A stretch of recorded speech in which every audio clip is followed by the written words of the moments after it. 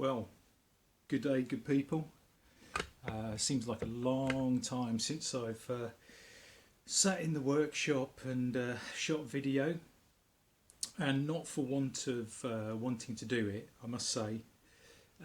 And I would say thank you to any subscribers, all subscribers, thank you for being bothered to watch any of my films, any of my videos. And I have just been incredibly busy, and it's like a state of transition. Although we're living here, the house is up for sale. We had a sale that fell through. It's back on the market, and I am working all week. And it's been an incredible year for working harder than ever, I think, to be honest. Last year was not so good for me health wise because I had a lot of back issues and back problems, and that made life really difficult. And I remember getting to December of last year and thinking, if I have another year like that, that's it, I'm physically done. So this year has been even more intense, even more busy work wise, and I'm now at that kind of stage again where I'm sort of thinking, where do I go from here? What do I do? Hey, Minnie. What do I do? What's the future? And what's it all about, basically? Which is something that I kind of ask frequently. And by that I mean life, and what we call life, and work and family and everything that we're going through. Because things are so intense in the world. You've only got to look at the news, or look at what's happening in the world, and it's very challenging for everybody at the moment to kind of get a handle on that, and where we're going in the world. Who's in charge, what the bigger plans are, what's happening there. And in my own particular job, working for a charity has been very, very difficult this year because all our funding is kind of up for grabs in the new year. So about January time, I am going to know whether or not the role that I do is going to be funded, and that's a big deal. And in the meantime, we are still selling the house. Hey Mills, what are you doing? Come on. It's Minnie, the cat. Minnie. So yeah, we're still selling the house. It's back on the market, and every weekend basically we're having viewings on the property. So I work all week, and then it's kind of like a mad rush at the weekends to make the house as presentable as possible for prospective buyers to come and have a look at. So at the moment I feel like I'm on the go all the time, and it has left me very little time for sitting still and making videos about things that are more kind of light-hearted, or more about things that I would like to chat about. Hence the reason that I have not been making many films. So here I am in the workshop of possibilities. I have been out this morning. I have shot some films over the last sort of month or so, and I just haven't uploaded them for various reasons, because I just thought I just didn't really think my head was in the right space for those. And I think I'm finding that the importance of sort of pursuing things in my life that have a deeper meaning and provide some value, hopefully, to myself and to others, is very important to me.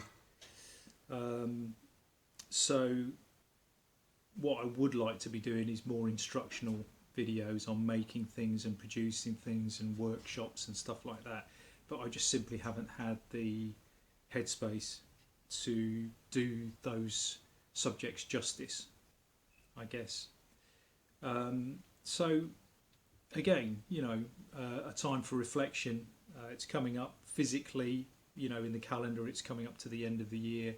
I always find with winter, I always find that it's a time when I look back at the year that's gone and what I've achieved, and anything that I can take off my tick list, whatever that may be, and then look ahead to the new year, and work out any plans and things that I would like to put into place to achieve over the coming year. Obviously, those things are always subject to change, and things happen and stuff goes on, and sometimes you can't do the things you want to do, but sometimes you do other things and they have a value or bring you into a kind of connection with other people, and you discover things and you get interested in things. So this year just physically a very sort of challenging year, and I'm constantly aware of, because I work in the community and I work very much with people who are in a state of crisis, and by that I mean people with health issues, physical health issues, mental health, financial problems, old age, people who want to work but can't work because no employer will employ them, people who are homeless, you name it. I just, it feels that things are getting worse for a lot of people. So you have to kind of think to yourself, how do you offer genuine assistance and hope to people who are feeling hopeless, if you like.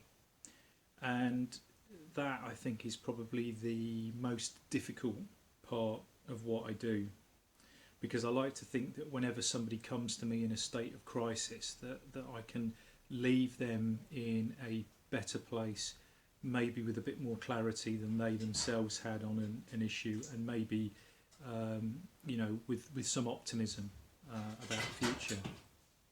So when you work in a role like I do, where you see a high volume of people in a state of crisis, and I mean a state of crisis, so it is incredibly difficult to self-manage, if you like, because you've got to be able to function and do that job, but you've also got to retain a sense of yourself. Otherwise you literally would not go back in and be able to do that day after day, week after week, month after month, year after year.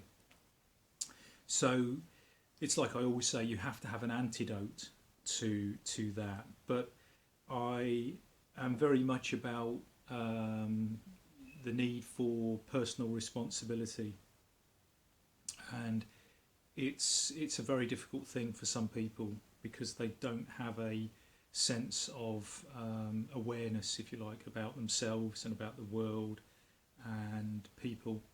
So they find it very difficult to see outside of their own issues and their own problems. But ultimately, we have to be honest with ourselves and in our lives. Authentic, I think, is the phrase. You have to be authentic. So being real, basically, just being who you are, and accepting that you will have good points and bad points, and strengths and things that could be improved, and different characteristics and stuff like that. So I'm very much about self-development, and I think probably doing the work that I do has led me on that path. I'm if you like, I'm made up of lots of different things. I like making things, and a creative person and a craftsman, and I very much believe in the old artisan skills. Grew up in a rural community, so the value of understanding, keeping livestock and being able to grow your own food, which my wife and myself we do now as best we can in our allotment. That is a very important element. Wanting to live a life that is economically low impact, and just all of those things I think are about values and having sort of values. So I guess a lot of where I come from is a very traditional kind of background and viewpoint, if you like, on the world. But on the other hand, I've learnt to be more tolerant and more understanding of people who simply cannot manage themselves in the world. So I think it's really important, to do positive things. I see the power of this in the world and in the community, just on a small level, and this can be the random acts of kindness, whatever you sort of aspire to or think about. But it's doing these things without publicising them, without making a big song and dance about them, without taking a selfie, and not thinking of doing those things, in that way. It's just about, thinking positively, acting positively, doing positive things. That's a life's work there. If you can aspire to that and do that and manifest that in your world and your influence and your family and friends and things like that, then that's probably a life's work in itself. So, but anyway, yeah, positive things, they do make a difference. I see the difference in the community. It's amazing when you see people's lives transformed by just one simple little thing that somebody's done for somebody or to help somebody, and it's amazing when you see that, and that's worth more than money or any other kind of reward, really. So I am having a proper ramble. Hopefully you've managed to stay to the end of this. So here I am back in the workshop, which is always a good thing because it allows me to kind of ground myself and think about maybe I should do something, get on with one of the myriads of projects or whatever it is I've got on the go.